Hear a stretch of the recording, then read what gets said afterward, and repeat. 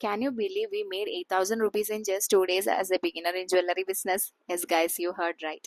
ഞങ്ങളും എല്ലാരെ പോലെ ഒരു ബിസിനസ് തുടങ്ങണം എന്ന് വിചാരിച്ച് ഇങ്ങനെ കുറേ കാലമായിട്ട് ഇങ്ങനെ നടക്കുകയായിരുന്നു. അപ്പോഴാണ് ജ്വല്ലറി ഐഡിയ വന്നത്. കാരണം എന്താ വെച്ചാൽ ഇപ്പോൾ എവിടെ നോക്കിയാലും ജ്വല്ലറിയാണ് ട്രെൻഡിങ് ആയിട്ടുള്ളത്.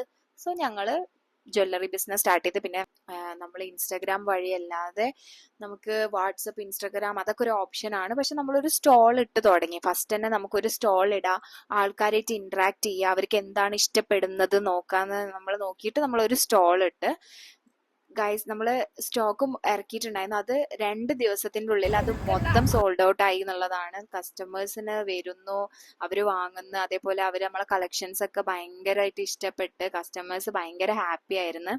അതേപോലെ തന്നെ നമ്മൾ സ്റ്റോൾ ഇട്ടപ്പോൾ അവിടെ കുറച്ച് ഗെയിംസും കാര്യങ്ങളൊക്കെ കണ്ടക്ട് ചെയ്ത് അത് ഭയങ്കരമായിട്ട് കസ്റ്റമേഴ്സ് ഞങ്ങൾ ഭയങ്കര എൻഗേജിങ് ചെയ്തിട്ടുള്ള കുറേ പരിപാടികൾ നമ്മൾ ചെയ്തപ്പോൾ അത് ഭയങ്കര വർക്കൗട്ടായി.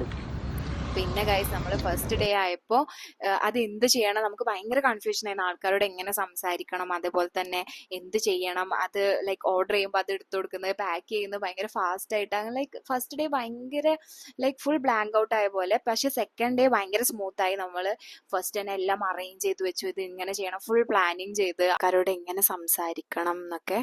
സോ ഗൈസ്, ഇത് ഞങ്ങൾ ബിഗിനിങ് ആണ്. ഫോളോ ചെയ്യുക, സപ്പോർട്ട് ചെയ്യുക. So see you soon.